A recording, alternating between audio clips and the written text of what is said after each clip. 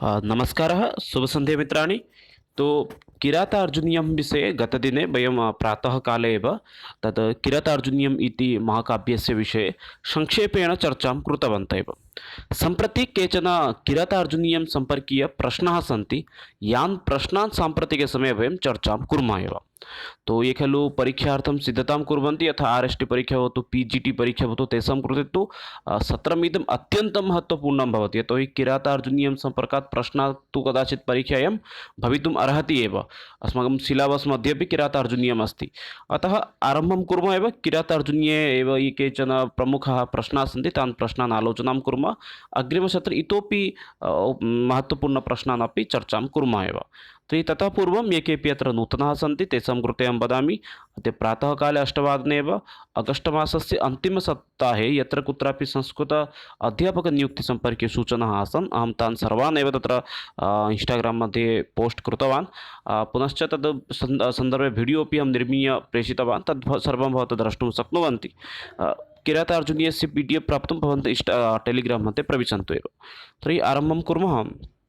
प्रथमप्रश्नः अस्ति, सहसा विधीयत न क्रियाम्। एतद् वाक्यं कस्य कवेः एव भवति, अथवा कस्य कवेः श्लोकम् इदं भवति इति प्रश्नं करोति एव। भारवी, माघः, कालिदासः अथवा भवभूतिः इति। भारवी, माघः, कालिदासः अथवा भवभूतिः इति। सन्देहः नास्ति, अत्र सहसा विदधीतः न क्रियाम् इति वाक्यं भवति भारवेः भवति। भारवेः किरातार्जुनीयमेव भवति।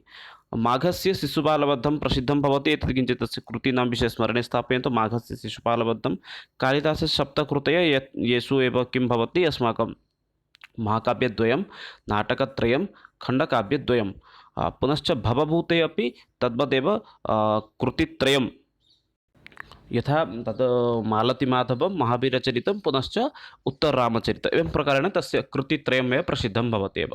तद् उत्तररामचरित्रस्य एव ये प्रश्नाः आसन्, तान् प्रश्नान् अपि वयं चर्चां तु पूर्वं कृतवन्तः एव। यत्तदपि भवन्तः उत्तररामचरित्रविषये न दृष्टवन्तः, तद् ऐ बटन् तः अपि भवन्तः वीडियो लिङ्क् प्राप्य द्रष्टुं शक्नुवन्ति एव। तर्हि अग्रे पश्यामः।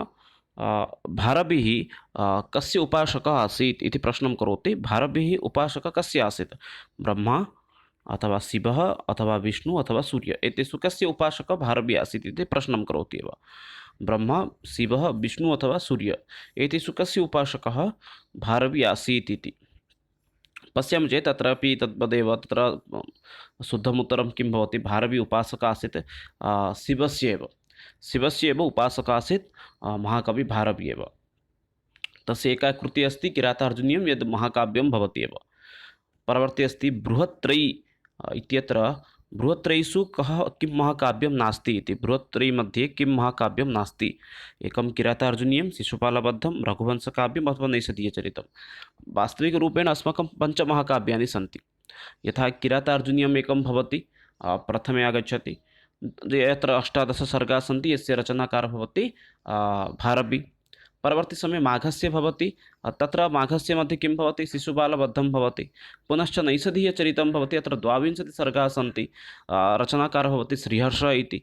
परवर्ती समये कालिदासस्य कृतिद्वयं, यथा तेषु एकम् आगच्छति एव रघुवंशं, पुनश्च अपरम् एकम् अस्ति कुमारसम्भवम् इति। किन्तु यदि वयं बृहत्त्रयीणां विषये चर्चां कुर्मः, तत्र किं भवति?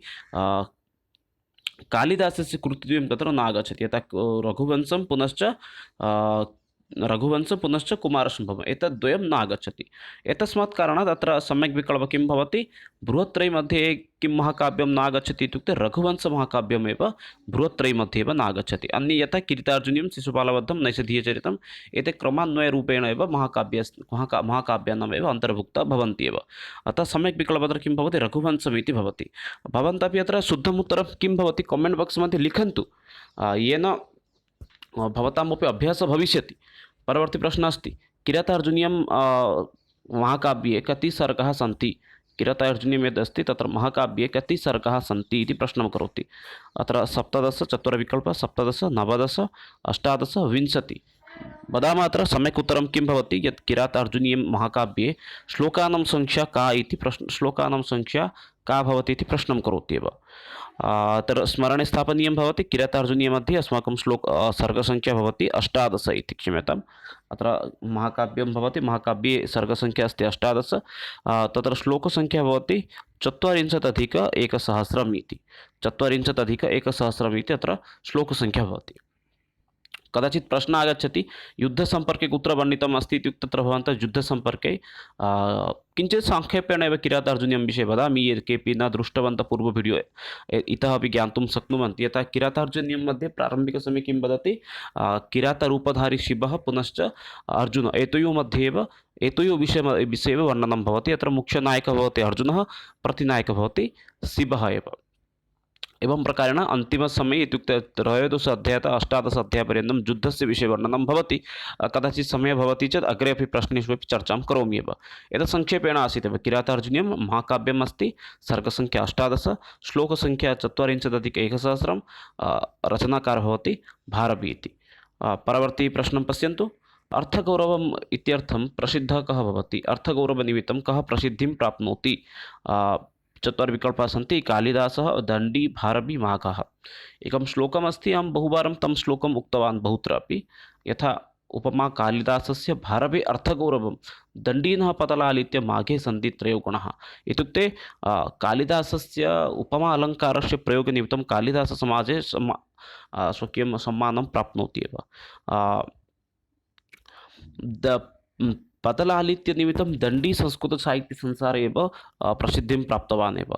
तद्वदेव अर्थनिमित्तमेव, अर्थस्य गौरवदृष्ट्या एव भारवी समाजे किं करोति, सम्मानं प्राप्नोति। यथा सम्यक् विकल्पः अत्र भवति, अर्थगौरवनिमित्तं समाजे कः प्रसिद्धः इत्युक्ते अर्थगौरवनिमित्तं भारवी एव किं भवति, प्रसिद्धः भवति।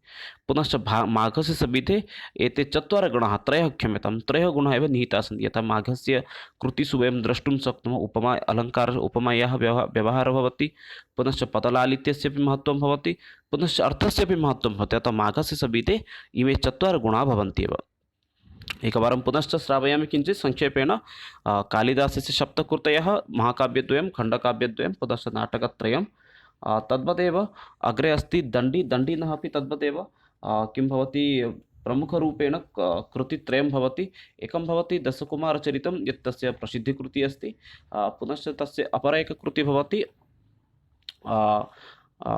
अवन्तिसुन्दरी कथा।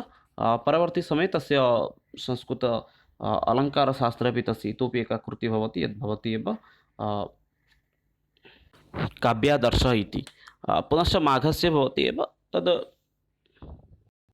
शिशुपालवधम् इति। अतः एवं प्रकारेण सर्वेषां कृतीनां विषये अपि अस्माकं चर्चा सम्प्रति अभवत् एव। परवर्ती प्रश्नं पश्यन्तु। ननो ननुन्नो नो नो नाना नाना नाना नना ननु, यह श्लोक किस ग्रंथ से संबंधित है? एकाक्षरी एव श्लोकं भवति, एतत् स्मरणे स्थापयन्तु। बहुत्र भाषणेषु, बहुत्र स्थानेषु अपि वयम् एतत् श्लोकम् अपि सोशियल् मीडिया मध्ये अपि दृष्टवन्तः। संस्कृतस्य महानताम् अत्र दर्शयति एव। एकाक्षरी श्लोकः, श्लोकं पश्यतु। श्लोके एकमेव श्लोकम्, एकमेव अक्षरम् अस्ति, एतस्य विषये एव पश्यन्तु। एक अक्षरश्लोक किम् अस्ति इति प्रश्नं करोति एव। भारवेः किरातार्जुनीयं, माघस्य शिशुपालवधं, कालिदासस्य रघुवंशं, वाल्मीकेः रामायणम्। एकाक्षरी श्लोकः कुत्र लभ्यते इति अधोलिखितेषु विकल्पेषु एकाक्षरी श्लोकः कुत्र विद्यते इत्युक्ते एकाक्षरी श्लोकः बहुत्र सन्ति, केवलम् अत्र अस्ति इति न, अन्येषु अन्यशास्त्रेषु अपि एतद् एकाक्षरी श्लोकः विद्यते एव। किन्तु तेषु एव निम्नलिखितेषु विकल्पेषु एकाक्षरी श्लोकः कुत्र विद्यते इति प्रश्नं करोति एव। भारवेः किरातार्जुनीये, माघस्य शिशुपालवधे, कालिदासस्य रघुवंशे अथवा वाल्मीकेः रामायणे। पश्यामः चेत् एतद् एकाक्षरी श्लोकः कुत्र विद्यते इत्युक्ते भारवेः किरातार्जुनीये एव एतादृशी एकाक्षरी श्लोकम् एव विद्यते एव। अतः सम्यक् विकल्पः भवति प्रथमः विकल्पः एव। परवर्ती प्रश्नं पश्यामः। भवन्तः अपि अत्र उत्तराणि वदन्तु एव, सम्यक् विकल्पः किं भवति अत्रैव भवन्तः अनुक्षणमेव उत्तराणि लिखन्तु एव। व्रजन्ति ते मूढधियः पराभवम्, एतद् सूक्ति अथवा एषा सूक्ति कस्य अस्ति? माघस्य, दण्डिनः, भारवेः अथवा कालिदासस्य? व्रजन्ति ते मूढाधिपः पराभवम्। एषा सूक्तिः कस्य भवति? माघस्य अस्ति अथवा भारवेः अस्ति अथवा दण्डिनः अस्ति अथवा कालिदासस्य अस्ति? वदामः अत्र सम्यक् विकल्पः किं भवति इति। प्रश्नं तु ज्ञातवन्तः एव, सूक्तिमेकं दत्त्वा प्रश्नं करोति एव, एतत् एषा उक्तिः कस्य भवति? सम्यक् एव येषामपि उत्तरं भारवी इति अस्ति तेषामेव उत्तरं सम्यक् भवति। भारवेः एव एषा उक्तिः एव भवति एव, अतः सम्यक् विकल्पः भवति भारवी इति। परवर्ती प्रश्नं पश्यामः। कस्मिन् महाकाव्ये प्रथमसर्गत्रयं पाषाणत्रयम् इति उच्यते? इदानीं तु वयं ज्ञातवन्तः पञ्चमहाकाव्यानां विषये, पुनश्च बृहत्त्रयीविषये, क्षम्यतां, बृहत्त्रयीविषये अथवा महाकाव्यत्रयविषये तु ज्ञातवन्तः, किन्तु कस्मिन् महाकाव्यस्य प्रथमसर्गत्रयं किं भवति? न पाषाणत्रयनाम्ना प्रसिद्धं भवति इति प्रश्नं करोति एव। रघुवंशं, नैषधीयचरितं, किरातार्जुनीयम् अथवा कुमारसम्भवम्। एतेषु कस्य महाकाव्यस्य प्रथमसर्गत्रयं किम् उच्यते? पाषाणत्रयम् इति उच्यते। रघुवंशं, नैषधीयचरितं, किरातार्जुनीयम् अथवा कुमारसम्भवम्। वदामः अत्र सम्यक् विकल्पः किं भवति? रघुवंशम् अथवा नैषधीयचरितं, किरातार्जुनीयं, कुमारसम्भवम्। एतेषु पश्यन्तु, एतेषु विकल्पेषु रघुवंशं भवति कालिदासस्य, कुमारसम्भवमपि कालिदासस्य, नैषधीयचरितं श्रीहर्षस्य, किरातार्जुनीयं भारवेः। पश्यामः चेत् तत्र सम्यक् विकल्पः किं भवति? द्वितीयविकल्पः किरातार्जुनीयं। किरातार्जुनीयम् एव महाकाव्यस्य एव प्रथमसर्गत्रयं पाषाणत्रयम् इति उच्यते। यतः पाषाणः किं भवति? बहु शक्तः भवति। तद्वदेव अत्र ये शब्दाः सन्ति ते शब्दाः अत्यन्तक्लिष्टशब्दाः सन्ति। अतः एतस्य महाकाव्यस्य प्रथमसर्गत्रयं किम् उच्यते इत्युक्ते पाषाणत्रयम् इति उच्यते एव। यथा पाषाणवत् अस्ति तथैव एते सर्गत्रयः एव सन्ति एव। परवर्ती प्रश्नः अस्ति, भारवेः वास्तविकनाम किम् अस्ति इति। भारवेः वास्तविकनाम किम् अस्ति? रत्नाकरः, दामोदरः, श्रीधरः अथवा नारायणस्वामी? वदामः अत्र सम्यक् विकल्पः किं भवति इति। गतेन वयं चर्चामपि कृतवन्तः एव। भारवेः जीवनस्य संक्षिप्तपरिचयः सम्भवति चेत् इदानीमपि तत् किञ्चित् दर्शयामि एव अहं। भारवेः वास्तविकनाम किम् आसीत्? रत्नाकरः तु वाल्मीकिः आसीत्। क्षणमेकम्, अतः सम्यक् रत्नाकरः वाल्मीकिः आसीत्, अतः सम्यक् उत्तरं भवति अत्र दामोदरः इति। दामोदरः एव आसीत् एव, वास्तविकनाम आसीत् भारवेः एव। इदानीं किञ्चित् भवन्तः अपि द्रष्टुं शक्नुवन्ति भारवेः संक्षिप्तपरिचयः एव। किरातार्जुनीयम् इत्यस्य एव लेखकः भवति भारवी। महाकाव्यम् एकम् अस्ति, सर्गसङ्ख्या 8, रस अत्र प्रधानरसः भवति वीररस, उपजीव्यम् अस्ति महाभारतस्य वनपर्व एव। तस्य मातुः नाम पश्यन्तु सुशीला इति, तस्य पितुः नाम अस्ति नारायणस्वामी अथवा श्रीधरः इति। पत्नी आसीत् सा आसीत् रसिकावती इति। उपाधिः तस्य कृते आसीत् आतपत्र भारवी इति। पुनश्च सः आसीत् महाकविदण्डेः प्रपितामहः। प्रपितामहः इत्युक्ते पिता, अनन्तरं पितामहः, तस्य पिता भवति प्रपितामहः इति। महाकविदण्डेः एव प्रपितामहः आसीत् भारती, इत्युक्ते दण्डी अपि भारवेः वंशस्थ एव आसीत् एव। कौस्तिकगोत्रीयः सः ब्राह्मणः आसीत्। इतोपि तस्य बाल्यनाम किम् आसीत्? दामोदरः इत्येव तस्य बाल्यनाम आसीत्। तस्य 600 इति तस्य इष्टपूर्व एव तस्य जन्मसमयः भवति इति बहुनां मतं भवति एव। अतः सम्यक् विकल्पं दृष्टवान्, तस्य नाम किम् अस्ति? वास्तविकनाम दामोदरः इति। परवर्ती प्रश्नः अस्ति, पश्यन्तु। किरातार्जुनीयं महाकाव्यस्य प्रथमसर्गे प्रमुखछन्दः अस्ति। किरातार्जुनीयम् अत्र महाकाव्ये प्रथमसर्गे अत्र प्रमुखछन्दः किम् अस्ति? मालिनी, वसन्ततिलका, वंशस्थ अथवा पुष्पिताग्रा? एवं प्रकारेण चत्वारविकल्पाः सन्ति एव।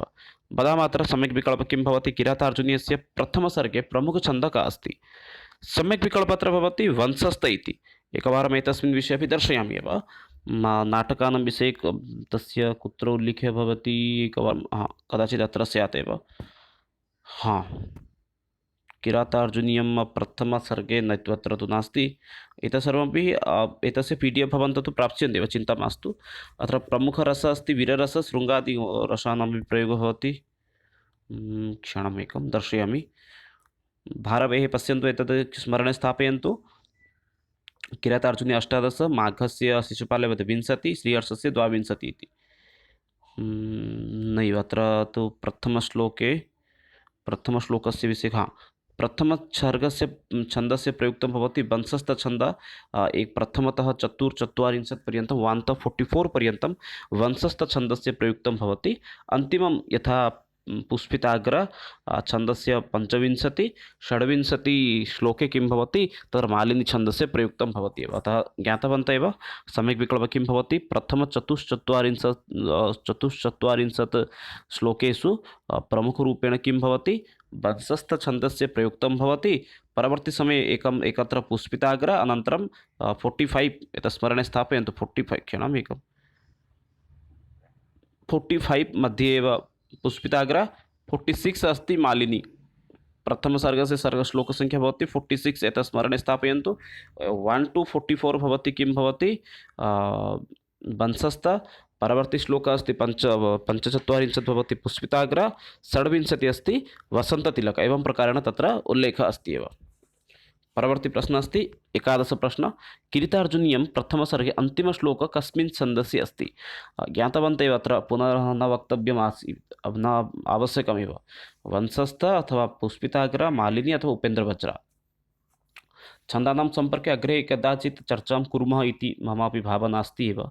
किरातार्जुनीय मध्ये प्रथमसर्गे अन्तिमश्लोकः कस्य छन्दसि रचितमस्ति एव वंशस्थ पुष्पिताग्र मालिनी अथवा उपेन्द्रवज्रा।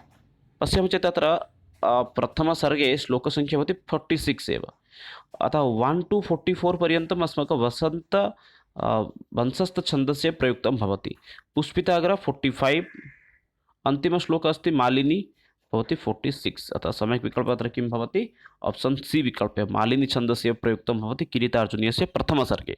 कदाचित् प्रश्नः आगच्छति अतः एतत् स्मरणे स्थापयन्तु। किरीटार्जुनीयस्य प्रथमसर्गस्य अन्तिमश्लोकः कया छन्दसा रचितम् इत्युक्ते मालिनी छन्दद्वारा रचितं। प्रथमश्लोकः केन छन्दसा रचितम् इत्युक्ते तत्र भवति वंशस्थ इति एव सम्यक् विकल्पः भवति। 45 पुष्पिताग्र।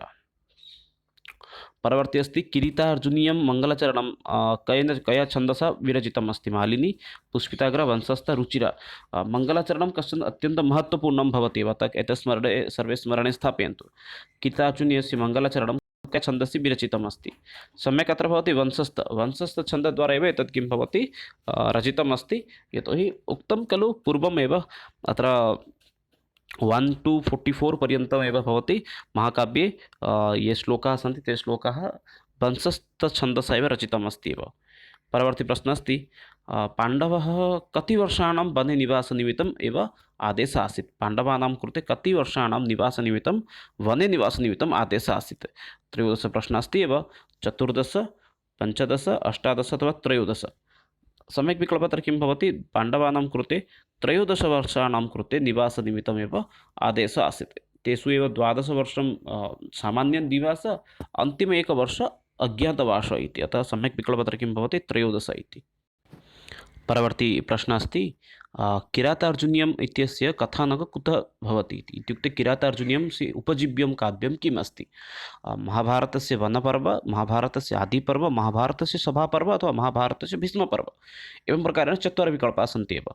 किरातार्जुनीयं से कथावस्तु कुतः गृहीतं भवति अथवा किरातार्जुनीयस्य उपजीव्यं काव्यं किम् इति कदाचित् प्रश्नः सम्भवति एव।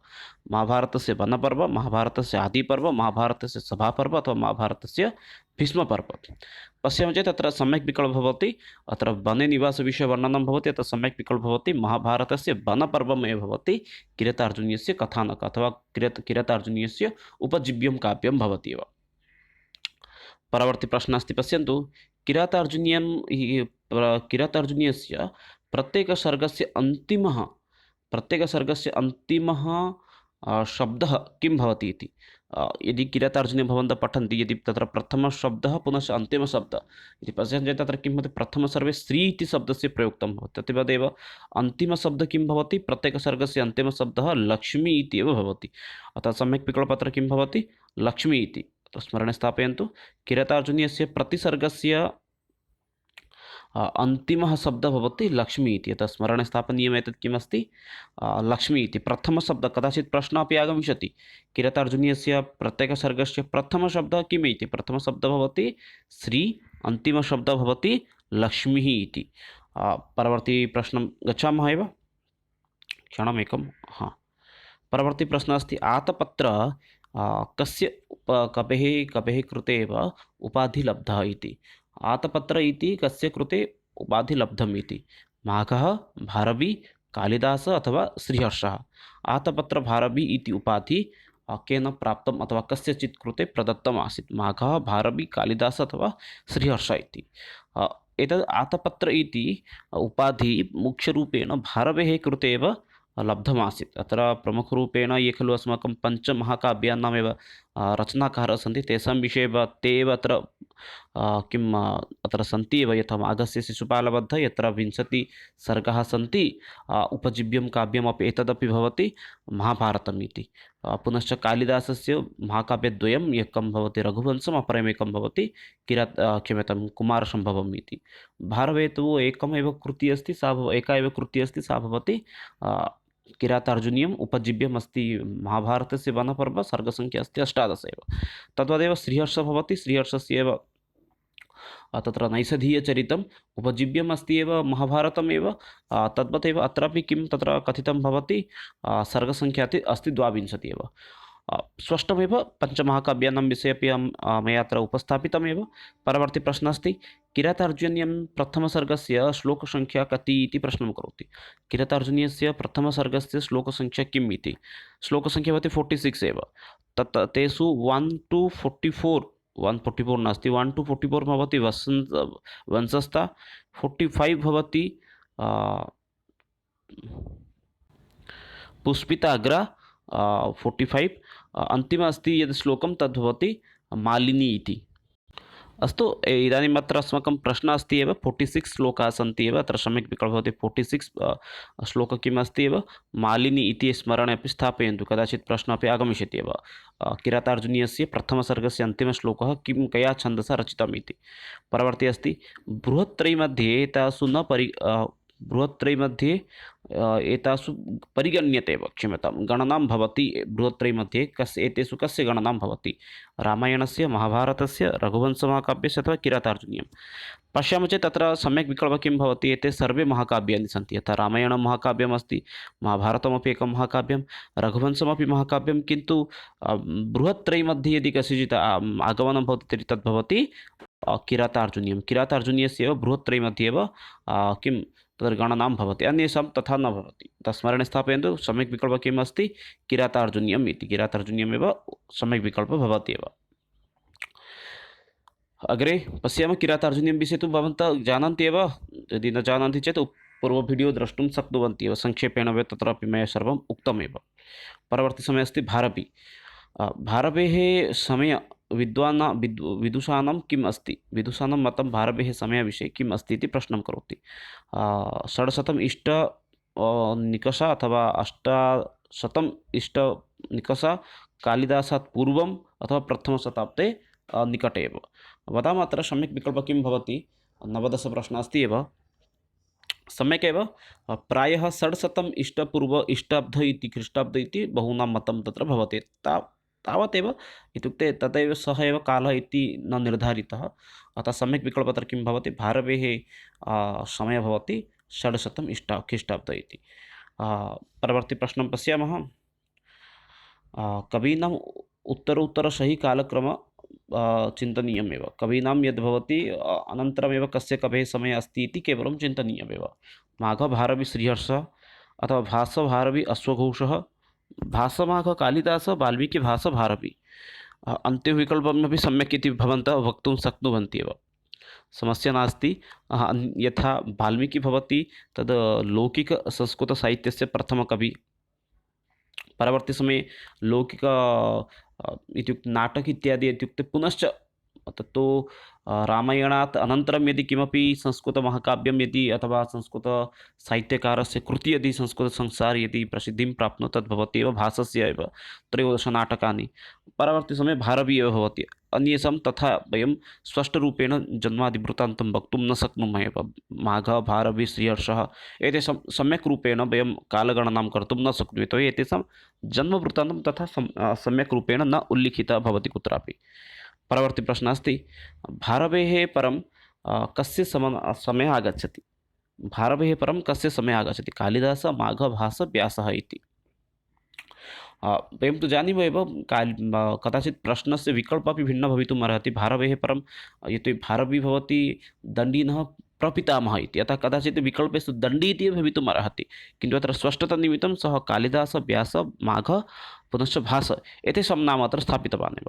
वदामः अत्र सम्यक् विकल्पः किं भवति? भारवेः अनन्तरं कः कविः अनन्तरं समये आगच्छति? कालिदास, व्यास, माघ अथवा भास एव। सर्वपुरातन नास्ति संशयः अस्माकं व्यासः, परवर्ती समये व्यासस्य परम् आगच्छति भासः, परवर्ती समये आगच्छति कालिदासः। अतः अत्र वक्तुं शक्नुमः एव एकविंशतिप्रश्नस्य समुचितविकल्पः भवति आप्शन् बि माघ इति। माघस्य एव आगमनं भवत्येव। तत् श्लोके अपि प्रसिद्धम् अस्ति। उपमा कालिदासस्य भारवे अर्थगौरवं दण्डिनः पदलालित्यं माघे सन्ति त्रयगुणा इत्युक्ते अनन्तरमपि दण्डी मध्ये अपि भवति एव। भारवेः पूर्ववर्ती कविः कः अस्ति? एतेषु भारवेः पूर्ववर्ती कविः कः भवति? व्यासः, श्रीहर्षः, कालिदासः अथवा अश्वघोषः? वदामः अत्र सम्यक् विकल्पः किं भवति? भारवेः पूर्ववर्ती कविः एतेषु किं कः अस्ति? सम्यक् विकल्पः अस्ति श्रीहर्षः इति। श्रीहर्षस्य तु विषये तु अस्माभिः पूर्वं चर्चां कृतवन्तः एव, तथापि एकवारं पुनश्च बोधयामि। श्रीहर्षस्य यद्यपि बहवः कृतयः सन्ति, तथापि तेषु कृतिषु एका प्रसिद्धा कृतिः भवति, यस्य नाम अस्ति नैषधीयचरितम् इति। महाभारतमेव तस्य काव्यस्य उपजीव्यं काव्यम् अस्ति। सर्गसङ्ख्या अस्ति 22 इति। अस्तु, अग्रे पश्यामः। किरातार्जुनीयं का मुख्यरसः किम् अस्ति? किरातार्जुनीयम् इति महाकाव्यस्य मुख्यरसं किम् अस्ति? वीररसः अथवा शृङ्गाररसः, भयानकरसः अथवा एतेषु किमपि नास्ति? पश्यामः चेत् अत्र सम्यक् विकल्पः किं भवति? किरातार्जुनीयस्य मुख्यरसः भवति वीररसः इति। अतः सम्यक् विकल्पः किम् अस्ति? वीररसः। परवर्ती प्रश्नः अस्ति, भारवेः प्रिय अलङ्कारः एतेषु किम् अस्ति? भारवेः प्रिय अलङ्कारः किम् अस्ति? अलङ्कारः इत्युक्ते धारणविषयः नास्ति एव। उपमा, रूपक, उत्प्रेक्ष्य अथवा अर्थालङ्कारः। अर्थ अन्तर्न्यासः इति विकल्पः अस्ति एव, क्षम्यतां। भारवेः प्रिय अलङ्कारः उपमा, उत्प्रेक्ष्य, रूपक अथवा अर्थान्तरन्यासः। पश्यामः चेत् अत्र सम्यक् विकल्पः किं भवति? अर्थान्तरन्यासः एव तस्य प्रमुख अलङ्कारः भवति एव। स्मरणे स्थापनीयमेव। तस्य अर्थालङ्कारः अथवा अर्थन्यास, अर्थान्तरन्यासः एव तस्य प्रमुख अलङ्कारः अथवा प्रिय अलङ्कारः भवति। परवर्ती प्रश्नः अस्ति, पाण्डवानाम् अज्ञातवासः कति वर्षात्मकः आसीत्? ये पाण्डवाः आसन् तेषाम् अज्ञातवासः कति वर्षात्मकः आसीत्? वर्षद्वयं, 13 वर्षाणि अथवा 14 वर्षम् अथवा 1 वर्षम् इति 4 विकल्पाः सन्ति एव। वदामः अत्र सम्यक् विकल्पः किं भवति? सम्यक् एव 1 वर्षात्मकः एव आसीत्। पाण्डवानां यत् अज्ञातवासः आसीत् तद् अज्ञातवासः 1 वर्षात्मकः एव आसीत्, अत्र संशयः नास्ति। 13 वर्षात्मकमेव किं तद् वनवासः आसीत्, तेषु 12 वर्षमेव सामान्यवनवासः, 1 वर्षम् अज्ञातवनवासः इति। परवर्ती प्रश्नं पश्यामः। पाण्डवानां वनवाससमये ते कुत्र निवासं कृतवन्तः? 26 प्रश्ने वदति, पाण्डवाः यदा वनवासे आसन् तस्मिन् समये तेषां निवासस्थानं कुत्र आसीत् इति। वदामः अत्र सम्यक् विकल्पः किं भवति? पाण्डवानां वनवाससमये तेषां निवासस्थानं कुत्र आसीत्? सम्यक् उत्तरं भवति दैत्यवन इति। दैत्यवने एव तेषां निवासः आसीत्। परवर्ती समये तेषामेव तत्र यः वनेचरः अस्ति सः आगत्य युधिष्ठिरं, प्रथमसर्गे एव अस्ति, युधिष्ठिरमेव तद् वदति। परवर्ती समये व्यासः आगच्छति, व्यासः अर्जुनं तद् पाशुपत अस्त्रं प्राप्तुमेव शिवस्य आराधनानिमित्तं हिमालयं गन्तुम् उपदिशति एव। तत्र सः गत्वा शिवं किं करोति, तत्र स्तुतिं करोति। तस्मिन् समये इन्द्रादि अपि आगत्य तथैव वदति, पाशुपत अस्त्रं प्राप्तार्थमेव इन्द्रं किं तद् शिवस्य प्रार्थनानिमित्तं एकस्मिन् दिवसे किं भवति, तत्र एकः दानवः भवति। तत्र सः किं करोति एव, मुकनामकदानवः शुकररूपं धारणं कृत्वा तत्र आगच्छति। तत्र किरातरूपधारी शिवः अपि आगच्छति, अर्जुनः अपि। एतद्द्वयमेव तत्र किं करोति, तं दानवं हत्यां कुर्वन्ति। तस्मिन् समये अहं हतवान् इति एव तद् दर्शयितुमेव विवादम् आरम्भः भवति। अनन्तरमेव शिवः पुनश्च अर्जुनयोः मध्ये एव युद्धं भवति। युद्धं 13तः अन्तिमसर्गपर्यन्तं प्रचलति। अन्तिमसर्गे अर्जुनः स्वयं जानाति एव सः किरातरूपधारी एव शिवः इति। अनन्तरं क्षमाचनं करोति, अनन्तरं पाशुपत अस्त्रं प्राप्नोति। भिन्नप्रसङ्गः। तेषां निवासस्थानं कुत्र आसीत् इति दैत्यवने आसीत् एव। परवर्ती प्रश्नः अस्ति, द्रौपदी युधिष्ठिरं किसके प्रति उक्साति उक्साति तो इतोपि तत् किं क्रोधम् उत्पादयति एव। भीमं प्रति, दुर्योधनं प्रति, वनेचरं प्रति, कर्णं प्रति। वदामः अत्र सम्यक् विकल्पः किं भवति? सम्यक् एव तत्र दुर्योधनं प्रति एव तत् किं तत्र उत्तेजनापूर्णं वाक्यमेव सः वदति एव। अतः सम्यक् विकल्पः भवति द्रौपदी युधिष्ठिरं दुर्योधनं प्रति एव कटुवाक्यम् अथवा कटुवाक्यं श्रावयति एव। भारवेः काव्यं कस्य अलङ्कारस्य प्रमुखं भवति एव? रूपक, उत्प्रेक्ष्य, उपमा अथवा चित्रालङ्कारः। 28 अस्ति एव। भारवेः कस्य अलङ्कारस्य प्रमुखता दृश्यते? रूपक, उत्प्रेक्ष्य, उपमा अथवा चित्रालङ्कारः। अत्र सम्यक् विकल्पः भवति चित्र इति। प्रायः अहं यावत् स्मरामि किञ्चित् तथापि स्पष्टतया वदामि। तत्र चित्रालङ्कारस्य प्रयुक्तं भवति 15 सर्गे चित्रकाव्यद्वारा एव किं भवति तत्र युद्धानां वर्णनमपि भवति एव। परवर्ती प्रश्नः अस्ति भारवेः पितुः नाम किं? श्रीधरः, लक्ष्मीधरः, महीधरः अथवा कृष्णधरः। 4 विकल्पाः सन्ति, वदामः एव। भारवेः पितुः नाम किम् अस्ति? सम्यक् एव, भारवेः पितुः नाम भवति श्रीधरः इति। श्रीधरः एव भवति भारवेः पितुः नाम। भारवेः मातुः नाम किम् अस्ति? रसिका, सुनीता, सुगीता अथवा सुशीला। पश्यामः चेत् अत्र सम्यक् विकल्पः भवति सुशीला इति तस्य मातुः नाम एव आसीत् एव। रसिका इति तस्य पत्न्याः नाम आसीत्, एतत् स्मरन्तु एव। अन्तिमप्रश्नः अस्ति किरातार्जुनीयं मध्ये तेषु कः पात्रं नास्ति? भीमः, वनेचरः, दुर्योधनः अथवा रघुः। सम्यक् अस्ति विकल्पः रघुः इति। तत्र प्रमुखरूपेण वनेचरः, दुर्योधनः एतेषाम् आगमनं भवति प्रथमे पुनश्च भीमस्य अपि एतेषाम् आगमनं भवति प्रथमसर्गे एव। अनन्तरम् एतेषां तथा उपयोगः कुत्रापि न भवति। अग्रे केवलम् अर्जुनः पुनश्च किरीटरूपधारी शिवस्य एव वर्णनं सर्वत्र भवति एव। अद्य एतदेव सत्रमासीत्, यत्र वयं प्रायः किरातार्जुनीयं सम्पर्के केचन महत्त्वपूर्णप्रश्नान् आलोचितवन्तः। कथमासीत् भवन्तः तत्र अधोभागे कमेण्ट् बाक्स् मध्ये अवश्यं वदन्तु। तावत्पर्यन्तं विरमामि। जयतु भारतं, वदतु संस्कृतं, वन्दे मातरं। धन्यवादः।